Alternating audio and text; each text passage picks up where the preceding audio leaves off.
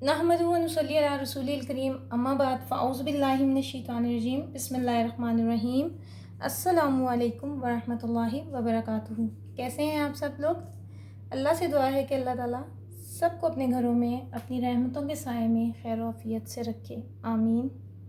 कल हमने सूरह बकरा की आयत नंबर 173 पढ़ी थी और इसका हमने काफ़ी तफसील से यानी इसकी तफसीर जो है वो पढ़ी थी और मुझे उम्मीद है कि आप सबको इसकी समझ भी आ गई होगी।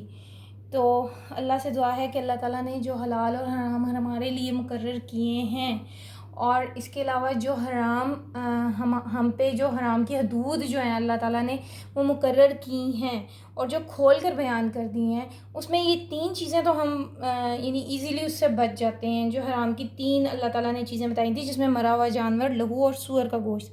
लेकिन जो चौथी चीज़ है, जिस चीज़ पर अल्लाह के सिवा किसी और का नाम पुकारा जाए, हराम कर दिया है, हम इस बात का ख्याल नहीं रखते। तो कोशिश करें कि ये न्याज़ों के खाने, और 10 मुहर्रम भी शुरू होने वाली है, 10 मुहर्रम की सबीलें जो इमामों के नाम पे होती हैं, ये सब खाना हराम है।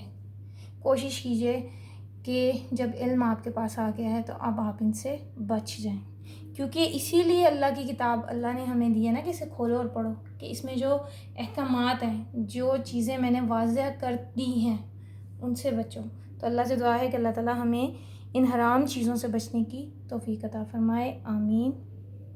आज हम सूरह बकरा की आयत नंबर 174 पढ़ेंगे। तो अपना सबक शुरू करते हैं। रब्बि इश्रह ली सदरी व यस्सिर ली अमरी वाहलुल उक़दतम मिन लिसानी यफ़क़हू क़ौली रब्बना ज़िदना इल्मा अल्लाहुम्मा फ़क़्हिना फ़िद्दीन इलाही आमीन या रब्बल आलमीन। सूरह बकरा है, आयत है हमारी 174। इन्नल्लज़ीना यक्तुमूना मा अंज़लल्लाहु मिनल किताबी व यश्तरूना बिही समनन कलीलन उलाइका मा याकुलूना फ़ी बुतूनिहिम इल्लन्नारा वला युकल्लिमुहुमुल्लाहु यौमल क़ियामति वला युज़क्कीहिम वलहुम अज़ाबुन अलीम। जो लोग अल्लाह की किताब से उन आयतों और हिदायतों को जो उसने नाजिल फरमाई हैं छुपाते हैं और इनके बदले थोड़ी सी कीमत यानी दुनियावी मनफत हासिल करते हैं, वो अपने पेटों में महज आग भरते हैं। ऐसे लोगों से अल्लाह क़यामत के दिन ना कलाम करेगा, ना इनको गुनाहों से पाक करेगा और उनके लिए दुख देने वाला अजाब है। आपको याद हो तो इससे मिलती जुलती आयत हम एक दफ़ा पहले भी पीछे पढ़ चुके हैं। तो अब इस आयत में अल्लाह ताला फरमा रहे हैं कि ऐसे लोग जिन्होंने ज़िंदगी में बहुत सी बेइतदालियाँ की हैं, हराम हलाल के मामले में बहुत ज़्यादा केयरलेस हो गए थे, अब उनका बुरा अंजाम जो है वो अल्लाह ताला बता रहे हैं यहाँ पे। ठीक है, अब देखें कि किसी के साथ मुमकिन हद तक जो गुस्से का इज़हार हो सकता है वो इस एक आयत में है।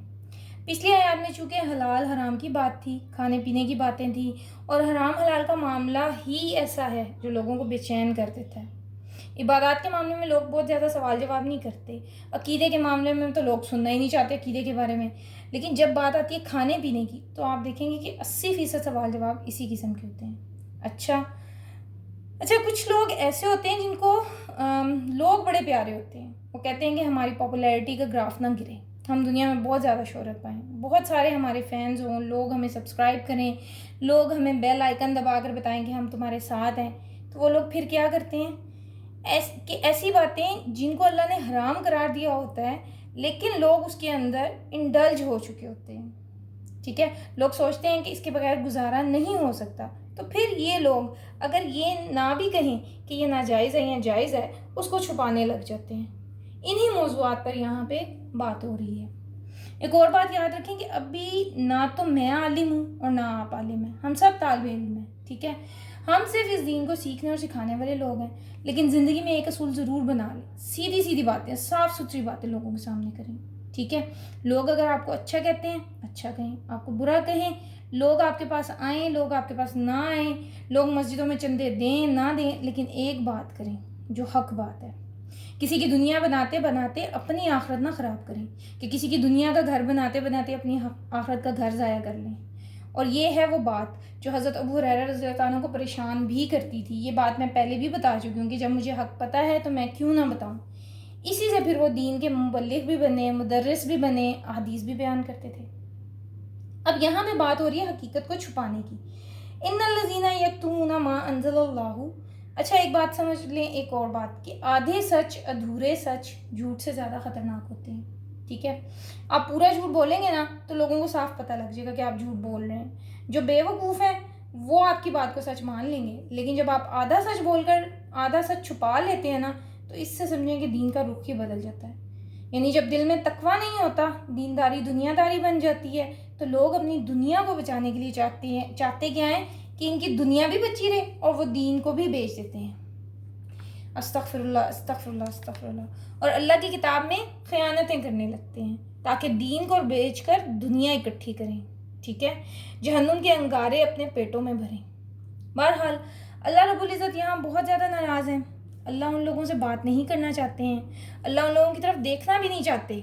ماں باپ جب غصے میں ہوتی ہے نا تو بولتی ہے، اونچی اونچی بولتی ہے، ڈانٹتی ہے، غصے میں ہاتھ لگا سکے تو وہ بھی لگا لیتی ہے.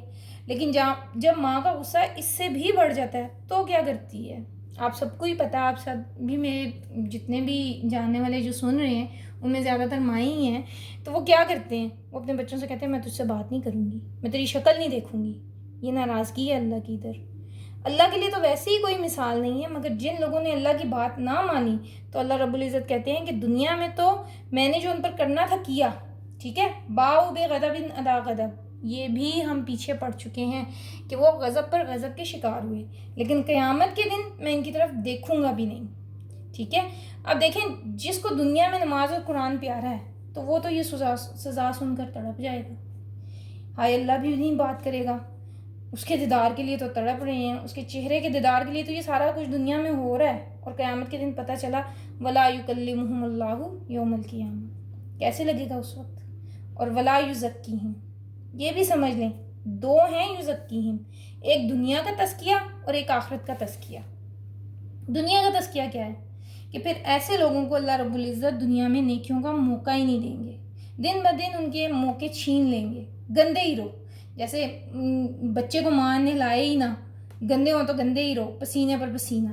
یعنی دنیا کا تزکیہ کیا ہوتا ہے کہ اللہ رب العزت بندے سے نیکیاں اور اس کے گناہوں کو مٹا کر یعنی اس کی نیکیاں جو ہیں وہ چھین لیتے ہیں اللہ تعالیٰ. ٹھیک ہے، ویسے دنیا کا تزکیہ کیا ہوتا ہے کہ اللہ تعالیٰ بندے کی نیکیاں جو ہیں وہ تو قائم رہتی ہیں اور اس کے گناہوں کو مٹا کر اس کو پاک کر دیتے ہیں، یہ تزکیہ.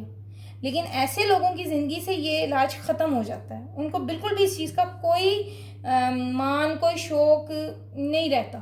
اور آخرت کا تزکیہ کیا ہے کہ اللہ رب العزت جو ان کے نامہ اعمال کی دو سیاہیاں ہوتی ہیں، جو ان کے اندر کی جو کمی بیشیاں ہوتی ہیں انہیں ایسے ہی رکھے گا. ٹھیک ہے، آپ کو پتہ ہے کہ اللہ رب العزت ہمارے بہت سارے گناہ دنیا میں مٹا رہا ہے. بہت سی تکلیفیں، بیماریاں، پریشانیاں ہمارے گناہوں کا کفارہ ہی تو ہوتے ہیں. بہت ساری چیزیں اللہ رب العزت ہمیں کچھ نعمتوں سے محروم کر کے دے دیتا ہے. ٹھیک ہے، لیکن کچھ چیزیں ایسی بھی ہوتی ہیں جو قبر کے عذاب، میدان حشر کے عذاب اور جہنم کی ڈبکیوں اور پولیس رات سے گزار کر پاک کرے گا انسان کو اللہ تعالیٰ. ٹھیک ہے، یہاں اللہ رب العزت فرما رہے ہیں کہ میں ان میں سے کسی کو پاک نہیں کروں گا، سیدھا جہنم میں پھینکوں گا. وَلَهُمْ عَذَابٌ أَلِيمٌ. میں نے آپ کو بتایا تھا کہ مسلمانوں کو اگر گناہوں کی سزا ملے گی قیامت کے دن، جہنم یعنی کہ جو بھی ان کو سزائیں ملیں گی وہ ان کو صرف گناہوں سے پاک کرنے کے لیے ہوں گی. جبکہ جو کفار ہوں گے، جو مشرک ہوں گے، ان کو ان کے گناہوں کی سزائیں ملیں گی اور وہ ہمیشہ اس میں رہیں گے. جبکہ مسلمان جو ہیں وہ جب گناہوں سے پاک ہو جائیں گے، سزائیں اپنی بھگت لیں گے، تو پھر انہیں اللہ تعالیٰ اپنی رحمتوں سے جنت میں بھیج دیں گے. تو یہاں پہ بات ہو رہی ہے وَلَهُمْ عَذَابٌ أَلِيمٌ. تو فکر کرنے کی ضرورت ہے. اپنے آپ کو اگر انسان دیکھے، ٹھیک ہے، اس عدالت میں کھڑا کرے تو اس کو سمجھ آ جاتی ہے کہ میں کتنے پانی میں کھڑا ہوں. اور یاد رکھیں کہ جب حرام کاموں اور حرام کھانوں کی بات آئے گی تو پھر اس کے بعد ایسی ہی آیتیں آئیں گی. دین پڑھنے اور پڑھانے والوں اور دین سیکھنے اور سکھانے والوں کا اب کیا کام ہے؟ اللہ کے احکامات کو کھول کر بیان کریں، چھپائیں نہیں، اور نہ اللہ کے حکموں کو بدلیں. اللہ رب العزت سے دعا ہے کہ اللہ ہمیں اس بات کی توفیق بھی دے اور یہ ہمارے لیے آسان بھی کر دے کہ ہم کسی کی بھی ناراضگی یا قطع تعلقی کی پرواہ کیے بغیر دین کے احکامات کو کھول کر بیان کریں اور پورا سچ بولیں، نہ کہ بات کو چھپائیں. آمین. وما علینا الا البلاغ. آج ہم نے سورہ بقرہ کی آیت نمبر 174 پڑھی ہے. کل انشاءاللہ تعالی ہم آیت نمبر 175 دیکھیں گے. آپ کا میرے ساتھ رہنے کا اور قرآن سننے کا بہت بہت شکریہ. جزاکم اللہ خیرن کثیرہ. اللہ آپ کو اس کا بہترین اجر دے. اور جاتے جاتے ایک اور بات، نیا اسلامی سال آج خیر سے شروع ہو گیا. آپ سب کو اسلامی سال بہت بہت مبارک. اللہ سے دعا ہے کہ یہ سال ہمارا پچھلے سال سے اس لحاظ سے بہتر ہو کہ ہم اس سال میں پچھلے سال سے زیادہ نیکیاں جو ہم اپنے نامہ اعمال میں اکٹھی کر سکیں اور اپنے اللہ کو راضی کر سکیں. آمین. باقی انشاءاللہ تعالیٰ کل ہم اگلی آیت 175 کی تفسیر دیکھیں گے. وہ بھی کچھ لمبی ہے تو انشاءاللہ تعالیٰ وہ کل دیکھیں گے. آپ کا میرے ساتھ رہنے کا بہت شکریہ. السلام علیکم ورحمۃ اللہ وبرکاتہ.